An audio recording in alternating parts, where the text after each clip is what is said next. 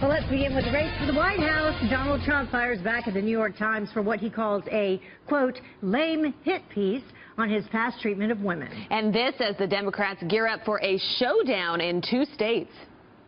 Kristen Fisher joins us now live with those developments from Washington. Good morning, Kristen. Morning. Hey, good morning, ladies. Well, Donald Trump has been on the defense ever since the New York Times came out with a story on Saturday, essentially accusing him of crossing the line with women in the workplace. Trump's been calling it a lame hit piece, and he posted on Twitter, quote, why doesn't the failing New York Times write the real story on the Clintons and women? The media is totally dishonest, though the New York Times is standing by their reporting. Now, Trump may be the only Republican still in the race, but we've still got more primaries. Up next, Oregon tomorrow, where 28 Republican and 73 Democratic delegates are on the line. And for the Democrats, they've also got Kentucky. Trump won the state's Republican caucuses back in March. So Clinton and Sanders have been, campaigning very hard across Kentucky over the weekend. Clinton had been the early favorite in that state, but there's a chance Sanders could take it. Still, Clinton is saving all of her attacks for Trump, some tailor-made for Kentucky. There's a saying in the Senate, there are 2 kinds of senators. There are show horses and workhorses.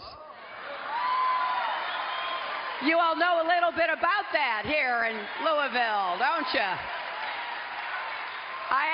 I have to say, it really lifted my spirits to see Exaggerator beaten in the Derby.